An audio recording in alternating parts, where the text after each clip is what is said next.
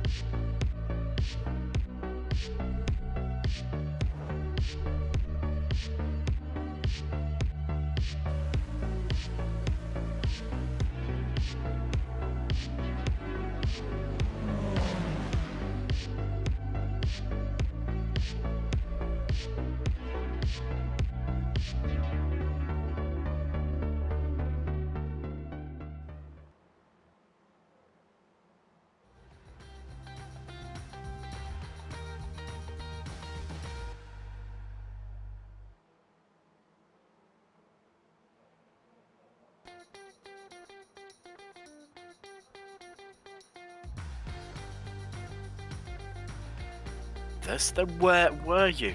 But it's time for the second part of the doubleheader of the Weekend Warriors here on Super Sunday on Apex Racing TV. Now time for the Spec Racer Fords here at the iconic circuit to Spa Francorchamps and the rolling hills of Belgium. It's a massive circuit, but it brings massive action. I am Tim Cox. We've got Josh Wilkie in the virtual production jailer. Charles Bashal is going to join me shortly. But for now, let's have a little look at the championship standings coming into the 5th round of the season. We're nearly at the halfway stage. Where has the time gone? And I can tell you, Spec 1, it's Marco Pinheiro leading the way. Whew. Well, that's no surprise, really. I mean, dominant once again this season with 3 wins from the opening 4 rounds. It's only Yang Ji Lin who has broken that clean sweep for him. That was back at Phillip Island in round 2. Jason Green in second. It's been Mr. Consistent, really, in and around the podiums all season long, with Yang Ji Lin in 3rd. Didi Castro, well, looking well could have drifted this early stage. But look at that, 104 points behind our leader, Pinheiro. Brazilian lies in 4th, then it's Wood. Overstreet, Renders, Jacobson, Walker, who was flying well in qualifying and in practice. Watch out for him today, the Canadian, and Andrea Favini running out your top 10. Let's hop across into Spec 2 now. And it's Ian Gibson with that win last time out at Sandown, which sees him top the table. Josh Justice, Mr. Consistent, who's been quietly about his business, but chipping away with a win and 2 second places and a 3rd. In fact, he's finishing on podium every single round so far this season. That consistency has got him into 2nd. Paul Jackson's 3rd, then it's Faglini 4th, Berry 5th, and then a big gap between himself and Zarkowski in 6th, with Batley, Simpkins, Clement and Knutson rounding out your top 10, but incredibly close scores between those lots. Across into Masters now. It's Tom Gradwell that leads the way. Again, a driver who's just been there or thereabouts all season. Not really into the podium places, but that consistency has just been outside. It's what sees him on top. York Barney, who wasn't here last week, means that's why he's lost the lead by 2 points. Kurt Nunes is only 3 points behind in 3rd on 2.15, and then 14 points behind is Brad Cathcart, who finished 3rd last time out to make his 2nd podium finish of the season. They're coming at home tracks for him. A little bit further afield Not sure how we'll get on today. Stephen Mitchell is 5th. There's Brewster 6th. Login, Race, Fritcher and Bradshaw running out your top 10 there. Let's get stuck into today's proceedings. Charles. Whew, deep breath, because I get the feeling this is going to be... It's going to be a long one. Not just in track length, but... I think we're going to have a lot happen to here today because we have got a big grid. Well, I say the big grids are back. They never really went away, but the mammoth, super-sized grids are back. Yeah, 58 cars out setting times as we see carnage in Blanchamont as an open qualifying session goes. And yeah, it's a big track. Obviously, we talked about it earlier. In the Formula Ford race, Laguna Seca, iconic track in the Americas. And now we're at Spa, one of the big ones, right? This is one of the tracks that everybody wants to race. Everything from F1 down, just fantastic racing here. And you never really know what's going to happen. We talked about it a little bit before the broadcast, and I said, essentially, it's flip a coin. We're either going to have a massive battle, draft battle all around this track for 40 minutes, or we're going to lose half the field through Eau Rouge and Raidillon on lap 1. And this just the kind of, the throw of the dice at this point. Oh, it is indeed. There's no two ways about it, is there? Let's be honest. But De Castro leads the way. Look at that, 241. Exactly. No missing from the Brazilian. James Walker second. I told you he was running well. Cat Dantas. Redman, a new name to the series. Good to have Chris Redman. I've said new. He's a relatively new name. But Marco Pinero down in 6th. Lynn 7th. Marnie 9th. But he's top of the Masters qualifiers. He was Gustavo Ariel of Rennsport fame. Yeah. And ESLR1 at 19th. Still a lot of qualifying left to go, though, isn't there? Well, no, there's not, is there? That's really not. Wow. Yeah, maybe 2 laps left. This one, and maybe if you get back to the start-finish line, you'll get another. But, where Gustavo is on the track, obviously a fantastic racer. He's a pro licensed driver in iRacing. He's, 10.9K or something ungodly. Wow. But he's not a regular here on the series. So, it takes a little time to get back into the groove with these spec racers. And, the more you drive it, the more proficient you are. And he's came in for a couple races, and we love having him here because obviously he's a tremendous talent. But I'm sure that when the end of this is done, he'll probably be up near the front. That's because that's how good he is. Oh, yes, that's for sure. But Rennsport just tried quite differently from this. Oh, Castro, who was towing around, just making a mistake there. So not looking like Dudu's going to improve or whatsoever. Did I see an improvement from Green? Not too sure. They've got so many drivers to try and keep on top of here. Who's well out of place? Chris Murakami in 49th. That's low. Yeah, incredibly low for him. Who else have we got? Ian Gibson, winner in Spec 2 last time out. He's down in 39th. Kurt Nunes down in 40th. Oh, Tom Gradwell, 29th. Disappointing for him. Christian Kabanka, who could have, stuck on the podium in the Formula Fords earlier on. He is all the way down in 35th, Charles. Yeah, Overstreet 25th. Yeah, Overstreet 25th. Liger right there in 24th. Oh, wow, there you go. There you go. P3. Yeah, just kind of, the cream rising to the top there. I mean, like I said, he's a fantastic driver. So he'll be in contention for the race. But it'll be interesting to see what our regulars can do versus Ariel. Yes, versus people driving Pesk. Exactly. And such like, and all that other good stuff, and Furia and ESL11 and such like. Another one out of position, I would say, was Yatabino down in 14th. However, and this is a big however to caveat, if you look at the names that are in front of him, Martin just going to 12th there. Another new name in the 54 Machine. from Spec 1.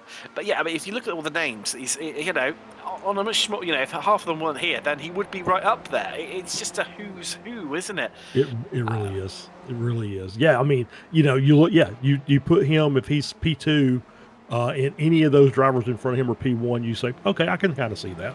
So, so now you've got 14 of them in front of him.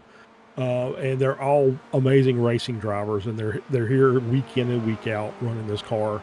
So you know, it's just going to be one of those. I don't want to use the term war of attrition, because it's obviously we want all these cars to race cleanly and survive and make it to the end. But it's just going to be one of those. It's going to be a very tactical race, I think. Good news, Charles. We've made it to 59 drivers.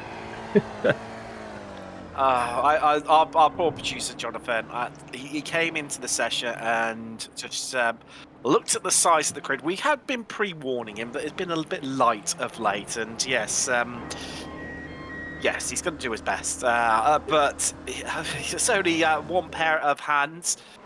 Dominic Hammander, who ran well in the Formula Fields everyone, look at it, 32nd for him. Disappointing. And Les Plaver just moving up to 7th there. Ooh, wow, I mean, it's just so complex and so stacked, this. I sort of think, oh, you know what, I look at who's in front of them, and I think, yeah, well, okay, do you know what?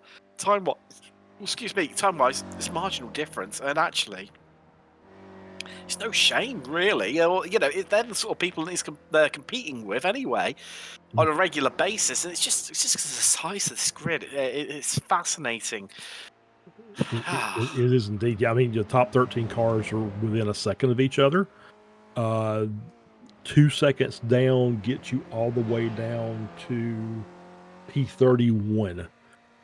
Basically, if you're within a second and a half or so, you're going to be in draft range for the car in front, and then that gap collapses quickly. These cars are fantastic to draft, and will make up quite a bit of more ground than you would expect on a straightaway. So that's kind of what I'm looking for today. Is you'll see lots and lots of draft battles. 3 wide up straight up Kimmel. So yeah, 2 wide if they can through Blanchimont, and so it's going to be an amazing show. That it is indeed. Now we're going to see whereabouts if they've got the full pace lap or the shorter one. If it's the shorter one, we're in a bit of trouble here. So let's rattle through them. It's Duda Castro on par with Walker on the front row with him. Ariel and Dantas, an all Brazilian second row. Yeah, that's around the back of the circuit. Here we go for the speed reading. Chris Redman, the Brit, has Jason Groove company on row 3. Row 4 is Plaver and Panero. Row 5, top 10. Jiangji Lin and Andrea Favini. Yogmani, top qualifier in Masters, starts 11th next to Alan McCain. In 13th and row 7 is Miguel Martin and Simon Mayer. Row 8 is Renders and Tabino, with row 9 being West and Perry, the all-British row, followed up by an all-American row. Jonathan Schwartz starts next to Jeff Richer. Michael Nelson and Antonio Race pick up row 11, row 12. Brewster and Bradshaw, the all-B road. Viger and Overstreet, then Cathcart and Cesar Tabar make it row 14, row 15, and top 30 is Flavio Andalo and Tom Gradwell. Tyler Brackenbury, another newcomer. Great to have so many newcomers. Starts next to Dominic Hammander. What's going to be his home race of the season. Keller Pocock has got, what's there going to be another home race of the season? We don't actually have a race in Switzerland. It's currently Gardini. Then on to row 18, Maurice Threeson and Christian Kabanka. Row 19 is Jeff Jacobson and Ian Gibson, the winner last time out from Spec 2. Then Kevin Adrian and Chris Thorpe make up row 20 and top 40. Kurt Nunes is Paul Jackson for company on 21. 22 is Stephen Healy and Josh Justice. John Young is next to Jeff Cantor on row 23. Row 24 is Mike Newton and Hugh Simpkins. Row 25. In your top 50, your top 50. Look at that sight. That is a sight to behold. Looking backwards, it's Stephen Mitchell and Chris Murakami. Disappointed for the American there. Bob Kern and Gary Warbolt, another All-American row on row I lost count. Fabio Scarli and Daniel Salmon. Sam being the first drivers not to set a time. Gianni Longins next to Jeff Horniak, Michelle Baglini and Chris Montgomery with car 59, or 53, he's starting from 59.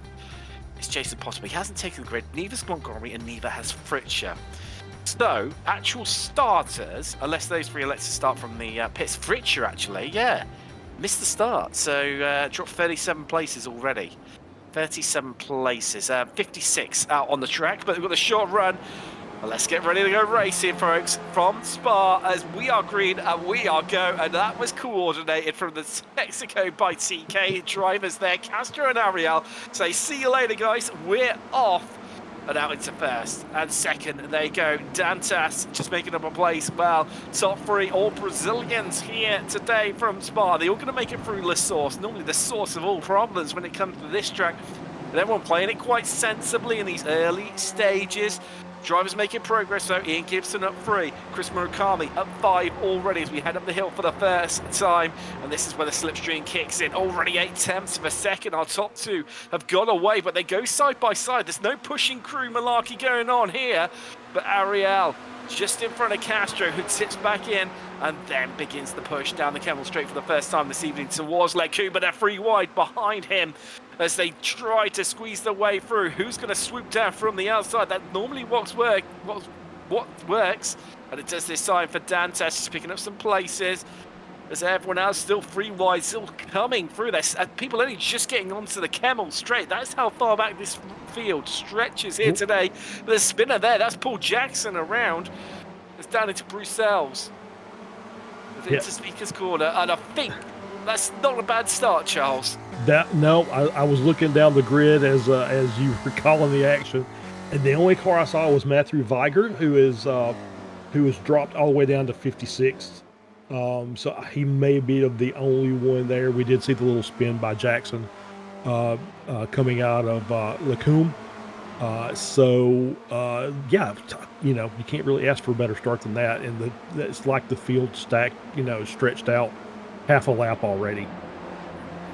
Disappointing from Dantas. I mean, he was up there in third, but then you just get offline around here and just everyone mugs you. I mean, look at that. Just one long, continuous line, Charles. To get a gap of more than a second, you have to go from first all the way down to 39th. That's Chris Thorpe. That's crazy. There he is. Yep, there we go. There's your little gap there. And obviously, you know, if he's just going to stay there, he should be able to draft and close that gap back up, and that'll tighten the field up even further. This needs a push from Stephen Healy, but doesn't want it through this section of the track. As we head through Blanchimont and up front, it's Team Tactics. Flying line astern, swapping around Ariel and Castro, but Walker's making progress there. Sabino just being forced offline, and he's going to lose a place there. Jorg Marnie says thank you very much, and it may well be that Martin is going to squeeze this back, but Sabino fights back here down into La Source. McCain just behind him. Those two on the left-hand side of the screen, right-hand side of the track. Martin backs out. Marnie just playing it safe on the outside there, looking into the background, and well, McCain couldn't get the move done, but Sabino is ahead of Marnie. Meanwhile, up front, well, it's all changed here as Castro has lost the place to Walker and nearly loses a place to the flying Brit that is Chris Redmond in that 116 machine that we look at right behind us right now. Through Eau Rouge, through Radion, down the Kemmel Straight. Is it going to be the push? Is it going to be the move? Well, there you go. There's your answer. It's the move. And right now, Castro being hung out to dry as they go 3 wide down the Kemmel Straight. Are they going to make this 4? Are they going to? They're going to give it a go. Try. Yep. No, they all chicken out of it. I will say this though: Castro gained 0.5 of a second, just drafted behind Ariel up the straightaway, up the Kemmel. So I mean, you just kind of see how powerful the draft is going to be, and it's going to be like this all race long. There's going to be people shuffling back. There's going to be people moving forward. There'll be 3 and 4 wide in spots where you don't think they necessarily want to do that. But so far, like I said, it's been clean. Haven't had any real major calamities, and so this might end up turning into a really, really good race to watch. I'll be honest with you, Charles. I don't think there's any might about it. I I don't think there is mean, any might about it. yeah, it's lining up to be one of those classic spec racer, massive grid races where you really don't know what's gonna, who's gonna come out on top until the very end. Highest climate so far goes to, oh, Gardini just dropping a few places further down through the field. On board with Redmond, though, that is Castro and Ariel in front of us. So it's behind. They've got Marco Panero just behind us. He's made up 4 places in these early stages. What does Redmond do? Yes, when you think about it, he lifts out the throttle there. That's maybe telling of what he's trying to achieve in this early stage of the race. Just not quite feeling confident. No, so I can see the tactics going on between the 2 Brazilians in front of him. But yeah, highest position claimer, that goes to Chris Murakami at 15 places into 35th right now. But Walker says, no, I've had enough of waiting. This is my time. So it's Redmond even, apologies. He's through ahead of Castro. And finally disrupts those top 2. That's probably smart on him. Yeah, that's probably smart on his part. Just don't let those guys work together too much, and you could get between them. And I still think that there's you'll see a lot of guys that are content just to fuel save. Obviously Green, we know he'll be probably fuel saving for most of the race. But I'm noticing Monty's dropped back to 14th, which, maybe he's just playing. I think he's been playing it very tentative today. Not really wanting to force the issue, and just kind of backing out of situations where he's going to end up, potentially being wrecked. Well, right now, Dantas being pushed by Lynn as he uses him to try and close up that gap to what's going on in front of them. And it's hard to know where to look. This group in front that are 3 wide, the group behind that are 3 wide, they're going to make it 4 wide. Down the camel straight, and there's a big incident there as Plavers around. As he was tagged, I think it might have been by Dantas, and well, there's a big incident. Green off too. Oh wow, they're losing places and places and places because of it. Bobby West involved, Jason Perry caught up in it too. Oh, there they are, scattered, left discarded by the side of the track. Yeah, and I see a car coming with no front end. Didn't catch who it was, but yes, and that's the good side, of the draft is, you get to stay in contention. You can move forward because you've always kind of got contact with the cars in front. The bad side is if there's an incident anywhere on the track, I mean, it's very difficult to try and navigate through it or around it. And so you end up with multiple cars having contact and having to tow back. Well, it's all changed at the front. Look at that, Panero, Redmond, Ariel and Castro, your top 4 order. Walker coming along with this pack, getting cut adrift. Atabino and Lynn, who are now doing a little pocket of space by themselves after that big incident coming down into Lacoon. Well, they did well to just got lucky to get through that one. Yeah, Atabino, he's up 10 places. Yeah, he's having a good run. Yeah, he's having a good run so far. I'm guessing he's being pretty aggressive. Trying to take those spots. I think part of it's catching these guys out. We were looking at that wreck earlier, the crash earlier. We're gonna Josh is gonna get us a replay so we can see it. I think the draft is so powerful up the straight, especially when you get that many cars together. I think you kind of get a little mesmerized, and you're not realizing what the rate of the difference in your speed is. And so you end up getting called out because you're picking up speed. Ooh, that was not good. That was into the that's big about Martin. That's gutting for him because he'd had a great start on his debut. And well, that's going to be him. He's into the pits. So is Dantas, and well, Dantas riding sideways there. I mean, it all started off with Plaver getting tagged, getting shot across the track, which was the catalyst for all of that. And we've got Plavers into the pit, so is Martin, so is Dantas. Yeah, they're, get a chance, you get that fast repair, so they're coming in and taking that. And we'll get back to the live racing here in a minute. There we go. So yeah, you get the fast repair, get back out on track. 8 minutes in to the race. It's borderline for maybe making it on fuel. I guess if they fuel saved, you could probably stretch it. I think they can, Charles. Yeah, I mean, it's very possible. So that might be a good strategy. The strategy might work out in their favor because obviously there are going to be lots of cars on track. So you should be able to find a drafting partner and keep your speed up. The fact we've had to wait this long with this many people on track for a big stunt like that. I mean, they were trying to make it 4 wide down the Kemmel Straight. It was tight, to say the least. Yeah, it definitely was. I think But maybe look, Charles, that's yep. look, So here we are. Look who are up onto. They've caught them, Lynn and Tabino, and they've also passed James Walker. Canadians drop back behind them, so that's really telling. So what was the top 4 is now a top 5 is now a top 7 in fact. So mantle handed to Andrea Fabini, the Swede, leading the peloton, the chasing pack now with Schwartz, Marnie, Renders. Well, it goes all the way back to 21st and Bradshaw in this group. So what you're talking, 12 car pack? Yeah. And what that pack is hoping for is these guys up front battling side by side. The more they battle amongst themselves, easier it's going to be to have that second pack merge into the first pack. And now you're talking about, 15 cars in the lead draft? Well, if that whole pack catches up, it's that gap's extending though, Charles. That's the worrying thing. It's gone from 2.5 to 3.2 seconds. As there's Lynn going up the inside of Tabino. We could make this. Actually, it might just be the live timing there. So actually, gap's come back down to 2.5. But yeah, I mean, we could have a 21 car fight for the lead. Exactly right. Which is great for us. We'll enjoy watching it.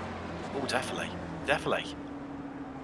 11 minutes complete out of the 40 here from Spa-Francorchamps in the SRF Weekend Warriors.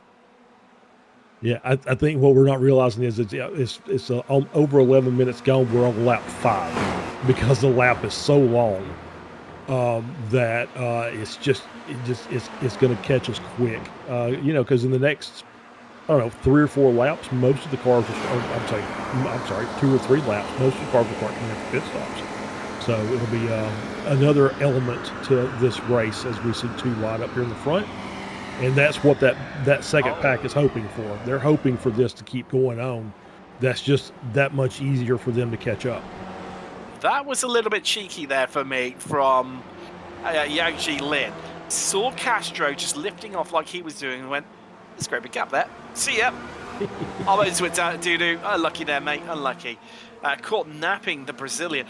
Meanwhile, this is the peloton behind was being led by Favini, who's now dropped back to 11th from 8th. And this has turned into a bit of a street fight here. I think they've resigned the fact, we're not catching that group ahead. Let's just go for it. Alan McCain's taking control. Yogmani behind him. We've got Jason Green, who was spun around. He's into this group. Simon Mayer renders. I mean, it's a bit of a who's who. We've had previous race winners in this group right now. I heard, yeah, indeed, and I heard a squeal of tires, and I think I saw a race fall to toe. So, well spotted. Yeah, he's shown up in a log, but he's come off track, come back on, and then he's had a crash. Then he's jumped to the pit, so not looking good for him right now. And here's the replay, and I think this is going to show us exactly how it all panned out for Antonio Race. So Overstreet behind. Oh, hardware failure? No, I think what that was, I think he just maybe missed his braking point. On the corner, the car got loose, and I think he overcorrected and just straight into the wall. It's kind of what it looked like to me. Well, knowing Antonio, this is quite possible, Charles, that he's like, I've missed it. Quick, dart back across. I don't want to take people out. And it's elected. Jonathan Schwartz into the pits there. Saw him dart out across. I think he's just elected just to bail out of it and kill himself off so it doesn't ruin someone else's race. And that just epitomises the SRF Weekend Warriors. It does. Yeah, it does. It's a great group of drivers, and they really do their best to keep each other safe on track and just race clean. glad you interrupted me there, Charles, because it's stifled my point just enough in time for Chris Murakami to move up another place. That's Jonathan Swartz heading into the pits. 26 he's up now. 26. Amazing. Daniel Salmon up 21. And well, they're the only ones in the 20s. If you've made it into mid-teens, I don't think you're good enough for this group, which is crazy to think, because if you achieved that in any other race, you'd be like that you'd had an absolute giga race, but not here. Murakami's just picked up 2. I think something's happened more, so he's up 28 now. Yeah, I saw that where he passed Thusen and Gradwell down in that. I guess that would be the 3rd group. So he's trying to make his way up to the 3rd group of cars. So I'm not sure. I think you could have 2 pelotons. I'm not sure, but I think that's how that works. Yeah, I think we've got to, haven't we? It's the only way to describe it. It's absolutely fascinating stuff. There is Murakami. So Jacobson and Kabanka is in front of him. Then it's a 6.8 second gap. So I think this is where it's going to come towards a bit more of an end now for Murakami, because that gap is up to that next group, which ends at Adam Bradshaw and starts at Alan McCain in 8th. Yeah, 7-second gap. So yeah, it's going to be tough to jump that to make up that kind of time. Even in the front of this pack, I mean, you can drag them up a little bit, but when you've got that big pack of cars in front, I mean, their lap times are much quicker than a smaller group. It's kind of the old, the NASCAR drafting, right? Is you want to, the bigger the group, the faster the speeds, because you're just all working together and you're creating that big hole in the air, and so everybody kind of shares the load. That's the 11 there. Tabar just having a bit of a look at the inside down for video, and then collected. That was Thomas Redners, and he's around, and I have a feeling he may well be out there. Yeah, that's him gone. That kind of looks like that was the outside curb, just kind of kick him across the track. Unless I missed a contact somewhere in there, I didn't see it. No, it was no contact with the wall or anything. Just purely just at the curb, just pushing him back across the track, kicking the car, and straight into Renders. Unfortunately, he was trying to perform the switchback. Meanwhile, on board with Overstreet, you can see the bit of the aero wash there, understeering through Radion. But is there going to be a push? It doesn't look like so. It looks like she has a move. Oh, see a car coming up on the right. Like she has a move to make that move and make that pass. As you can see, she has been doing some pushing because she's got some scrape damage on the front of her car. As we see, that's Nelson. That's Nelson. Just overcooked it. Well, he's managed to recover it, but on the switchback comes Overstreet and reclaims the place that she just lost in the slipstream. I think Tabino's going to nick back up the inside, and Nelson, well, after gaining 2 places, is now net lost a place, because actually Tabar's slopped his way, actually, and so's Hammander. So that really did not work out for Michael Nelson whatsoever. No, it didn't. And Overstreet's, I think she's looking ahead to Favini. It's a 1.6 second gap that's kind of broken up a little bit, broken that big pack up, and she wants to see if she can close that before they get away. So that, the more closer she can get up to there, the easier it's going to be to work into that, work to the front of that group. You go update with the classes. Marnie leads Masters with Nelson and Bradshaw rounding out the podium there. Spec 2, Furnison leads. He's 21st. 23rd, Caleb Pocock, 2nd in class. And then Kevin Adrian up 12 places into 27th and 3rd in class. But that's where he started in class, and no positions actually gained in class for him.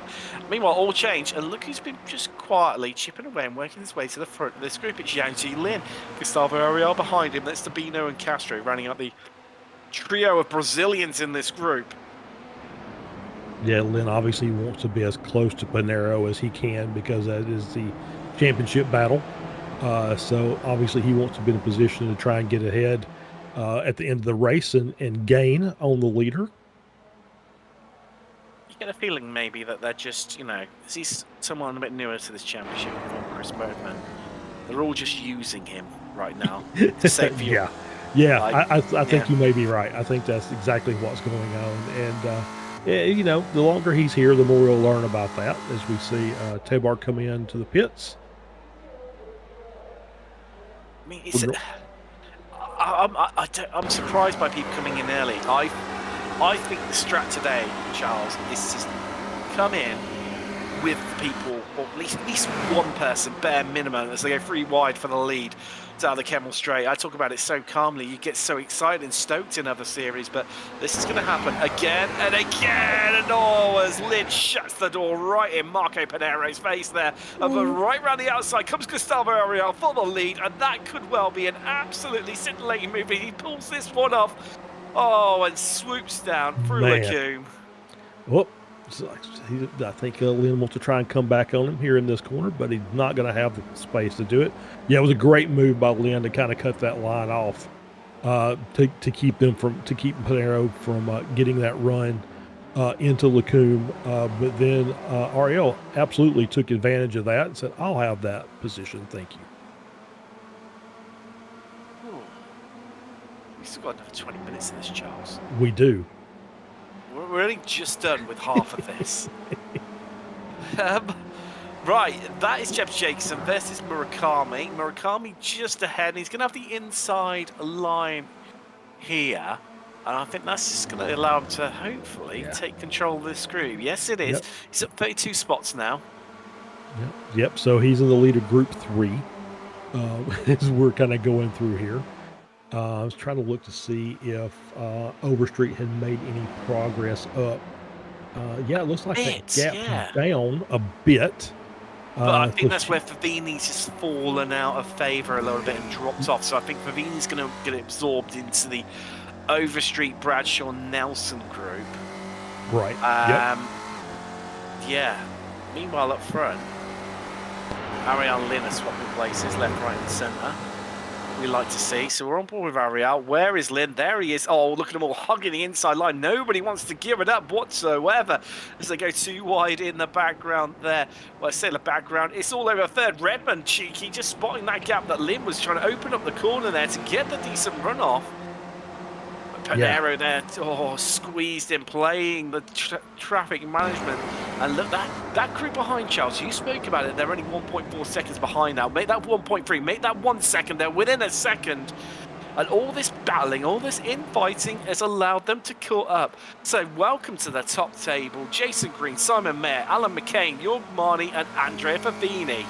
Yeah, this is where it's, this is the whole, the whole deal with draft tracks. Is the more, like I said, the more you battle, the more the cars behind make up that stagger. See, Green should be just at the edge of draft range, I think. He needs to push. Yeah, he does need to push for sure, but it doesn't look like that's going to happen. He is trying to take the defensive line through up the straight to come into Lacombe. Well, the more this lot keep going 3 wide down the end of the Kemmel Straight, it's just going to allow them to, well, there you go. Yep. You can visually see it to catch up onto this group. Oh, there you go. They're locked in. They're locked on. They're back. They've got the band back together again. Yep. As Lynn up the inside of Pinero there. Yep. So the peloton has chased down the lead pack, and now we have a lead pack of 12 cars who will continue to fight because that's just seems like that's the order of the day. They'll take that draft and make moves. You'll see some defensive lines, and I say that defensive line into the bus stop. It made a lot of sense for Redmond to go to the outside to get the switch back, because if you're on the inside there, it's a very, very tight corner to navigate with some bumps and curbs, and it's so you don't get a lot from shortening the track there. Group 2, which is Overstreet, Hammander, Bradshaw, and Nelson. They're now officially Group 2 because Group 2's caught up to Group 1. 4.5 seconds, a bit of a tall order. Hammer's going to have to really, engage. It's a bit of a pushing crew down the Kemmel Straight. Anywhere they can physically get away with it if they want to stand the chance of catching that group ahead. She knows how much moves that group behind. What was Group 2 is now into Group 1. Green set the fastest lap of the race last time around of 2:42.23, which is, well, I mean, a bit hard to decipher because it depends whether anyone in that top group have been. As Jason Green bails early, Sabino goes, so does Marnie. Interesting. I think that's actually a smart strategy for Monty and for Green behind, because now you have that draft help when you come out on your out lap, and Overstreet in as well. Nelson too. Who else? Jacobson. So it wasn't. Yes, it was Nelson. Who else have we had come in? Murakami's in. Furnisson's in from the lead of Spec 2. Who else? Warbottle, Gradwell are heading in now. In comes Tabar. So we'll head out. Yeah, so now you've got a couple of 3-car groups, and they're actually filing out along with some actual traffic. So it just makes that a little bit easier to get up to speed and get some of that draft and set some good lap times. As we see Green coming through Eau Rouge and ready on. What's happened to Redmond? I think he might have come off track or something. Right there. That's Monty. Oh, what's Jacques Monty spun as well? I think so. I think I saw 2 cars at Eau Rouge. He's jumped to the pits. Charles. So quite possibly. So Redmond's descending down like an absolute stone, and he's dropped out of that top group. That's gutting for him. It's now Ariel, Pernero, Lynn, Walker, and Castro left of that top group because they've all sort of dispersed a little bit. Yeah, they have. Ariel's managed to pull out a little bit of a gap over Panero. I think it's hammer time, isn't it? If you haven't fuel saved enough by now, just don't worry about it. You're very close to, you're looking somewhere around 29 to 32 minutes is ideal. I mean, 32 is really pushing that, so if you fuel saved a lot. So realistically, I think probably we're going to see quite a few of these drivers come in this time around. I think Castro will be in. I think Ariel will be in. I think they'll work together. Panero, right. Possibly. Not sure about Lynn. Walker's been really quiet, and he's the interesting one for me because he's just been casually sat there in that 96 machine, not really getting involved in these battles, and just seemed to be absorbing all of the slipstream that he can. But so this is what happened to your Marnie. Your insightful eyes caught it. Just a tap there with Renders. Yeah. It's almost Renders. Yeah, I think you're right. So it's it was the Ariel, Panero, Walker, McCain. I panicked, Charles. I'm not going to lie to you. I saw Ariel, a Panero crash. Thought something happened, but noticed where they come into the pit lane, it just triggers it as a crash in our system. It does. There's a little glitch there because of the track configuration. So Lynn, Castro, Hammer stayed out. And I think they got to come in next lap. I think that's about it. I don't think you can go another lap, go to 33 minutes, unless you've done a lot of fuel saving. So I think it's this group and then the next group, or everybody else comes in next lap. James Walker's jumps Panero, which I did wonder. I mean, I said about him fuel saving. He was the only person who could have gone longer than anyone. But then equally, would you want to go an extra lap more than absolutely everyone? Because that would then mean that effectively, you've got no one's draft with, so you could actually lose time because of it. Chris Thorpe heading to the pits as a lot of the field into the pit road. Yeah, absolutely. Yep, as we see Thorpe coming in there. No, he's not actually first. He jumped to the pits, I think, and I think that's you're what's right. showing him first. Yeah, there we go. It's just sourcing itself out now. He's come out 44th is where he's going to emerge. So, Castro and Lynn, all by themselves. Yeah, I was going to go back and look at, Walker's stoppage time was almost 2 seconds less than Panero. So he's either saved a lot or there's a little bit of gamble involved which is highly possible. I think a lot of people do that. Will Now, try and Charles. gamble on fuel. Well, I think we've seen Panero do it at least a couple of times, and it didn't work out for him. So, so yeah, there are people who do the fuel saving. Obviously, Green is kind of one of those the master of fuel savings. So he does it almost every race, and this it works for him because he's always competitive and he's always up near the front. He's got the pace to go with it. Talking of which, so Green definitely really worked out for him. Lynn ahead of Castro, but they're battling away. Ariel and Walker have dropped Panero, and I think that's very, very crucial in terms of this battle for the lead and how this is all going to shake down and sort itself out. So there are those two. Panero is 2 seconds down the road, and they're just like you say, safety in numbers. They're going to work together at this stage of the race because Ariel's thinking about Castro. Oh, squeezing it around the outside. There goes Walker. Tactical 1x2 to keep himself alive. Castro and Lynn into the pits. Hammered into yet to stop Gibson, Justice, and Scarley, but they're all behind those groups that we're just seeing on the cameras there. So into his pit comes Lynn. Out of the final turn come Ariel and Walker. They're still stationary. I think this might not have worked out for them. Lynn gets going, Castro does too. I think Ariel and Walker are going to, walk away with this one potentially. I think they may well slot themselves in with... Oh, no, they're going to slot in nicely. Panero, this is his saving grace now. Right. Yes, for sure. Now he's got people to work with. 3 normally better than 2, especially if Ariel and Walker keep battling up front. This will be 5 cars again very quickly. As we see Panero, doing that, making that pass. As we see them up front, they're actually side by side, which is, I don't think, helpful. Lynn's on the inside. That's maybe not the best thing to be doing. I think you need to get that gap, but he's going to make the move, and he made it stick, so he's in 3rd. And the gap has dropped a little bit. It's about 1.7 from Walker to Lynn. So if these guys will just kind of stay in line for a little bit, we'll have a very, very classic SRF finish in short order. Hear me out with my conspiracy theory here. Oh, here we go. Ariel is teammates and good friends with Castro. Mm-hmm.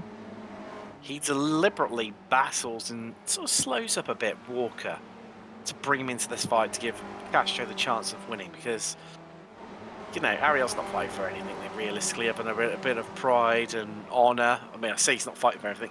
He's currently in the lead. I know that sounds a little bit contradictory.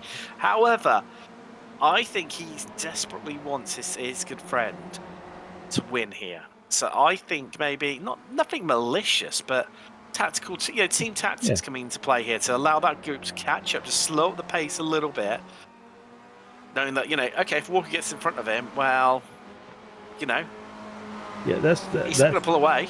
Yeah, I mean, I don't think he will. No, I think he's. I think you're right. I think that would be a good strategy. I don't know they're going to do that, but Ariel could just let Walker go by a second and kind of be that bridge. But now you've got Lynn and Panero also battling for the championship lead, so they're not going to go away. And so that just adds another little complexity. They obviously want to get up to the front as well, but they want to be in front when they get to the front, and that seems to be the struggle point here. Now, to blow apart my own conspiracy theory, Charles, this group of 3 who are battling for 3rd place, the last place on the podium, haven't caught, if anything, they might have lost about half a tenth on the last lap to our top 2. So I think I've already destroyed my own conspiracy theory. Yeah, I think it's just because they're just battling amongst themselves to be the leader of that little 3-car train. That weave there, I'm not so sure now. Oh, I just don't know. So Walker's obviously going to make that move. He's got the toe, so he's going to use that overspeed to get in front of Ariel. Ariel's going to get tucked behind to see if he can flip that before they get into Lacombe, which looks like that was successful. Yeah, look at that. Loses the Yep. place, and then due to the length of the camel straight, retakes it. Castro around the outside of Lynn, and that news is going to stick. Panera still remains in third. Did they catch the group in front? Well, maybe by a tenth at best, but it's not enough, is it? No, it's not. They're gonna have to stay in line at least for a lap, and just stay nose to tail, push each other, in order to make that gap up. Because I know Ariel is going to not want to let Walker get away, and Walker is not going to let Ariel get away. So the longer they stay in line, if the guys in front will battle, then they've got a chance. And meantime, we've got the group of 4 that look like they're doing a pretty good job of working together. McCain leading that group, just kind of staying in line and see if they can bring that gap down up to the next group. So, I think there's been a call over the radio. Castro said to Ariel, you know what? We're not catching you, mate. Let's go for it. Go for the win here. And I think that's what's being played out. Shout out to Alan McCain, 6th overall right now. Absolutely ripping it up ahead of Fabino, Green and Fabini in that group. Really broken up the groups behind. Not the big groups we saw fall around the pit. Stops, there's almost contact there. These two are pushing each other to the edge. Hopefully not beyond. Around the outside of Blanchimon. James Walker, can you make it stick? He goes off track to try and accomplish it, but he's going to get it done here. Surely into the braking zone. Ariel, no, he can't. He can't remain alongside. He's looking for the cutback, I think, though, Charles. He's opening up. Look, there we go. Like a can opener. Trying to get in that tuner. Yeah, absolutely. Yeah, I think, I know for me, for my sake, if I'm battling side by side with Gustavo Ariel, I'm scared to death. I'm just saying, please don't let me hit him. Please don't let me hit him. But they're doing a great job. It's a great race, cleanly done, good passes, and good strategy as we see Ariel pulling out. I think that's smart. What he's doing is breaking the draft here, so the overspeed comes later up the straightaway. Though, this battling has cost them a bit of time. It's cost them another temp as they go 2 wide. And behind them, do they go 3 wide? Not for now. Ariel trying to break the slipstream like we saw Walker attempting to do, but Walker's alongside. He's fully alongside into the brakes. Can he make it stick right around the outside? Behind them, they sort themselves out, and then so they do in front too.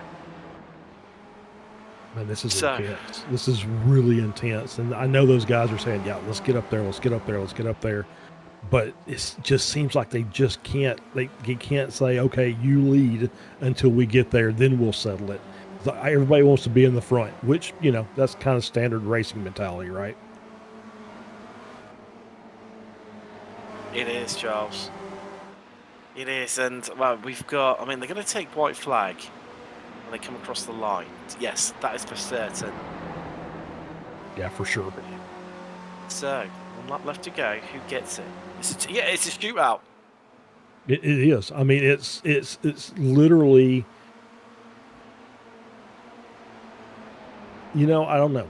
I can't even. It's going to be the person who's in second place, going to the back straight through Blanchimont. I think that's how that's going to end up.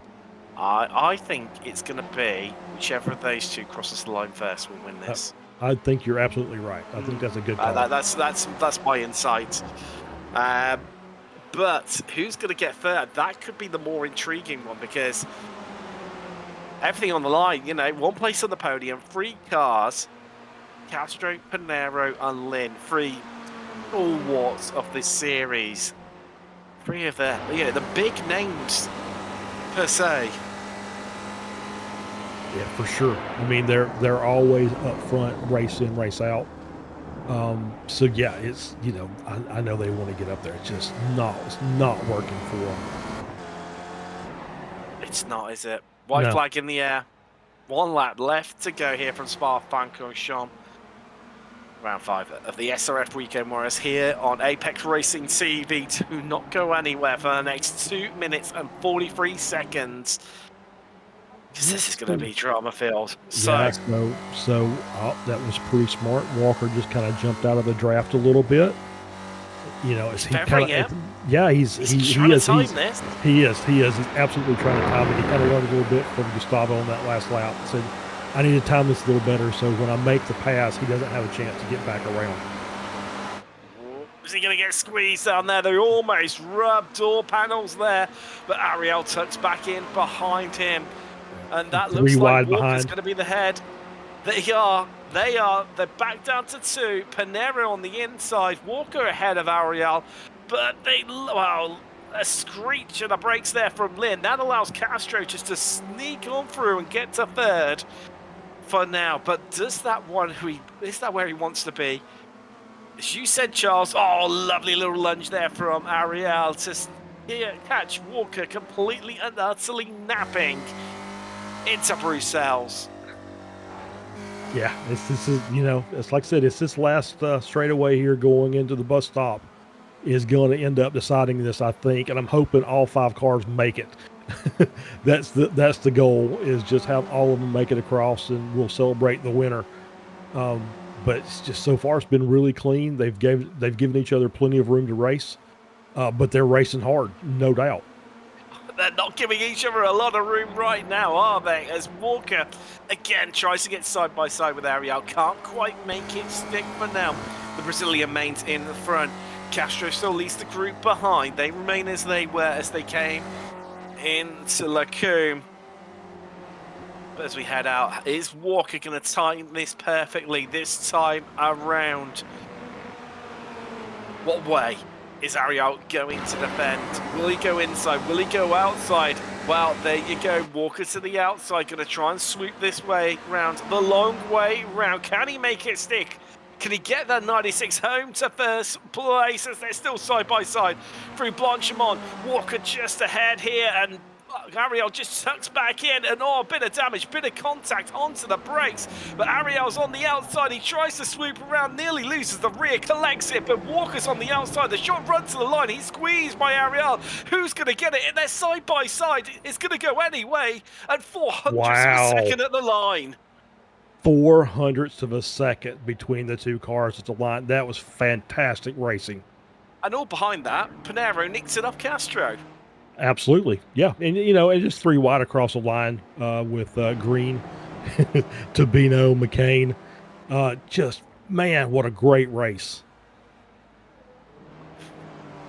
We're not done and dusted though, because there's still battles aplenty going on behind here. There are. So Jason Perry's lost a lot of places, I can tell you just now.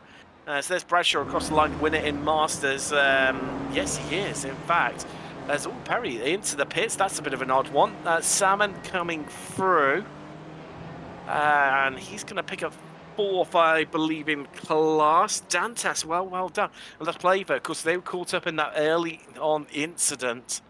Saw them tumble down through the field. Who else have we got that are still close and still got to complete their laps? Well, there you go. There's another 3 wide nearly across the line. This is Flavio Andalich beating Mitchell. That's the top 35, so we've still got a few left. 45 are still on the lead lap, and that down to that position. And I can tell you, this is a cracker here as Longin, with the damage late onto the brakes. And Tyler Brackenbury says, "Do you know what? I'll have that place from you. That's easy fodder." Sneaks his way through in the 281. And for closeness, I mean, we're definitely going to get much closer than what we had for the win. But yeah, I think that's just done. Well, we've while we wait for everyone to come across the line, let's have a bit of a chat to some of our drivers sat waiting before we bring up some classify results. I see Gustavo Ariel sat waiting. We'll have a chat to him very, very shortly, I'm sure. But just try and relive this. I mean, I thought Walker had done this. Yeah, he had really good run on the inside. Stayed defensive. Had a great run. Ariel, using all of his tricks in the book there, pushed him way wide. Basically trying to hold him off the track if he could. But, hats off to Walker for making that just as close as it was. Fantastic racing from start to finish by all these drivers up front. absolutely scintillating. No two ways about it. Well, I know you're not talking to him, Charles. Do you want to have a chat with Jim Brewster? Let's talk to Jim. Jim Brewster. Oh, wow, what a race, man. That was a lot of fun. I tell you, I was racing with Adam, and I got a slowdown. You know those after the big sweeper, there's those set of S's that you ride the curbs on. And I rode 6 inches too much or a foot too much of the curb and got a slowdown. And that's why I left those. I lost that group. But wow. Yeah, it was fun. It was like there was people around you the whole race. You know, every inch of the race. A lot of fun. Yeah. It was great action from front to back. It was just big draft trains, and just people making passes 3 and 4 wide. Not really a lot of wrecks, but it was like I said, fantastic race for us to watch. Yeah, there was one early on up in the S's where I went through, and you know how you keep your position until the next lap, and it shows you. And and a bunch of us jumped up 5 positions, and I'm immediately thinking, man, I thought I swore I saw more than 5 cars in that wreckage. Like, I was guessing it was 8. Well, but, yeah. So, hey, P2 in class, congratulations. Very close battle. Everywhere. So, congrats. All race long. Yeah. Fun. Anyway, yeah, thanks again to you guys. Thanks to Stevie, and hi to my sister Tam. And anytime you get up on a podium of this Masters, the Masters group just keeps getting growing. People keep getting past that 55 barrier, and fast guys too. It's like, oh man, back in the days when it used to be 60, but not anymore. All right. There you go. They lowered the speed limit for you guys. So yeah. Anyway, thanks for all you guys do. Yes, sir. Thank you. Let's have a bit of a chat to our race winner now. I can see he's got himself on mute. Hopefully he's going to take himself off this. There we go. Nudge up at Gustavo Ariel. Gustavo, just talk us through those final few laps. First off, were you trying to play a bit tactically to, shrink the gap so you could bring Dudu into that battle for the lead? Or was it just a case of you were just looking after yourselves, in the latter stages of the race? Hello guys, can you hear me? I think Discord is a bit off for me. Yes, I can hear you. I can hear you loud and okay. clear. I think I can hear you, but a bit laggy. But anyway, was a really nice race today. Dudu sent me all the info like 15 minutes before the qualifying. So yeah, I want to do that race because it's a really nice track. It's a really tricky car to drive. On the qualifying, on the first laps, I struggle a bit more on the slow speed corners, on the gears and on the rear. So yeah, I managed to put a good lap on the end, on the last lap. So starting from top 5 here, it's very crucial to save fuel, to be with the top guys. And then I save a bit of more of fuel. James did the same. So yeah, we're doing the same strategy since the lap 5, I think. So in the end, I was just wondering and thinking to be only me and him, because if we put like more 2-3 drivers on the end, it will be tough to maintain the lead. So he was trying to fight me like 2-3 laps to go, and I was thinking, oh my god, I need to create that gap to P3. But at the end, I did a very good maneuver on the last corner to win the race. So yeah, it was really good to put Texaco at the top and to be here with Dudu and all the guys. It's very good. It's a very nice car to drive. Maybe it's my 3rd race here on this league, first on the season. So yeah, I'm very happy to win the race, and yeah, very good day for me. I'm happy. Excellent stuff. Just talk us through that last lap. It had us guessing the whole way. What were your tactics? Was it to try and just lead the whole lap, or were there certain parts where you thought I might be stronger if I dropped a second and used slipstream to get a run on James?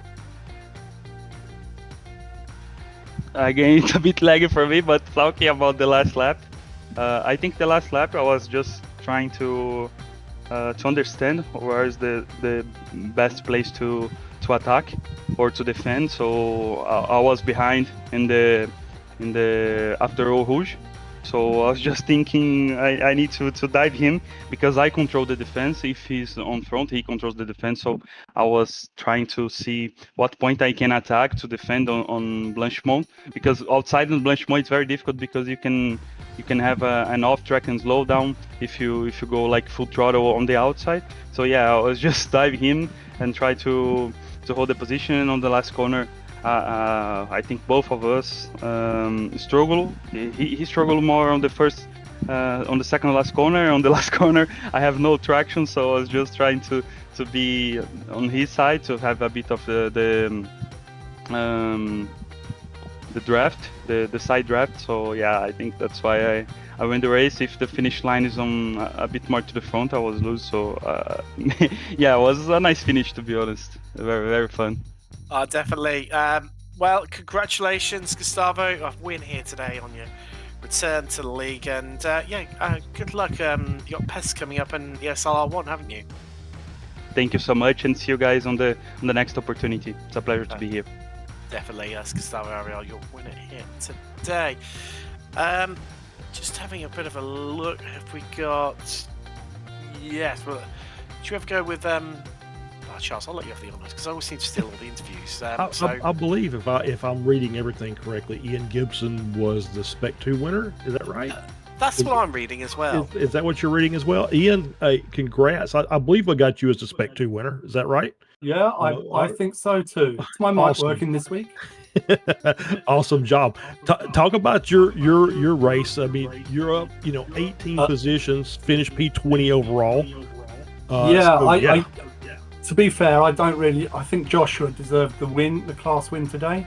He had a very unlucky last lap. He overtook me in the pit stops, and I was following him around. Last lap, I was about a second behind him as we went up to the end of Lake Boom, and he had an unfortunate incident halfway around the lap, which meant that I could nip by him. I don't really think I deserved the win today. I think he did, but that's racing, I suppose. I just tried to keep my nose clean and tried to keep out of trouble. I was disappointed. I think I got 5x, which means that my X score for the season went from 1 to 6 in the 4 races I've done so far, which is quite annoying. But and no bonus points this week for keeping clean. But I think I just kept it between the lines, tried to keep out of trouble, dodged the wrecks when they happened, and ended up winning the class, which it came as quite a surprise. Well, congratulations, and it's, obviously keeping the car clean is part of it. So well done to you, and we'll see you next week. Well, I hope so. Okay. All right. Unless you're going back to Spain on vacation again, then you're not telling us, or to work, for your band. That was right, wasn't it? Yeah, that was right. I think the weekend of Phillip Island, I was playing with my band in Spain, in Valencia and Madrid over the weekend, and I was flying back on the Sunday night while Weekend Warriors was happening, so I missed it all. Yeah, that's tough. That's tough life right there, Ian. I'm just going to say it. So anyway, congratulations. Yeah, congratulations. Where are we next week? Do we know? VIR. I better get practicing. See you next week, guys. All right, have a good one. Cheers. I mean, he's having some cracking form this season. He The only is, week he was away was the only time he hasn't finished on the podium, which I think we can excuse him for that one, with 3 wins from 5 in Spec 2. Not a bad one. And then that one, obviously, he missed 1 week, and then he was on the second in the other week. At some point, they didn't win. So, I mean, early favourite for the championship, surely. Absolutely. On that bombshell, I think before my voice gets in, because I feel it getting a bit sore and getting ready to let go, we've got some. Yeah, actually, that's the point. We need to go for the results. That's qualifying. Well, That's we've got qualifying results. Obviously, Castro remember started all the way back on pole. Qualifying was close. The race was closer. That's the best way to describe it. As Ariel, we spoke to him earlier on, taking the victory on his return to the championship. Walker, 400ths of a second behind in second in that incredible race of the line. Panero third, then Castro 4th, Lynn, Green, Tabino, McCain, Favini, and Schwartz running at the top 10. Honourable mention, obviously, Bradshaw winning Masters. Great result for him. Brewster 2nd, Nelson 3rd in class, 14th, 15th, 18th, respectively for those guys.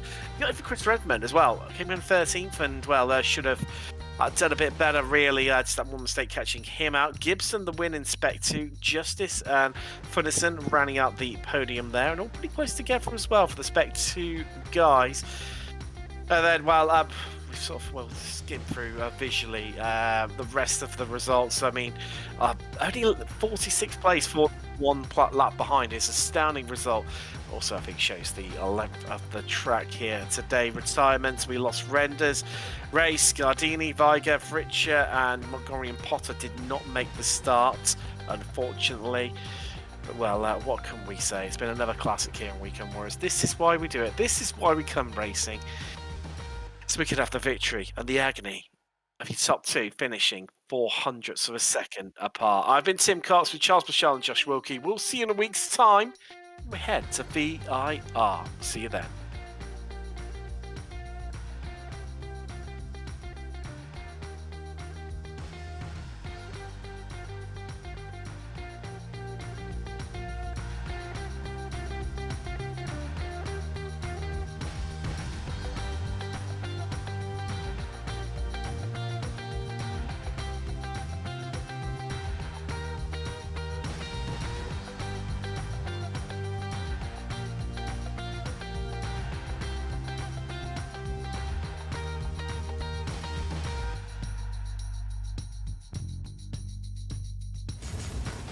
Are you struggling for consistency in your sim racing? Does your iRating look like a roller coaster? If so, we have good news for you. The way to get more consistent is to first understand what you're doing differently than the professionals. And VRS is the answer. With our competitive subscription, you will have the telemetry, setups, tutorials, and everything else you need to fully analyze your driving. Our data packs and the ability to compare your driving with the best in the world will show you exactly where to adjust your inputs, change your driving line, and shave seconds off of your lap times. And our powerful and precise Direct Force Pro wheelbase and precision pedals are being used by some of the world's best drivers. All these champions agree that VRS hardware is not just the best on the market, it's also priced well below the competition. So if you're looking to upgrade to direct drive and the best pedals in sim racing, VRS is your answer. If you want to get better, get faster, and make it happen sooner rather than later, you owe it to yourself to find out why so many people are switching to VRS. You'll be so glad that you did. Visit www.virtualracingschool.com and learn why the best use VRS.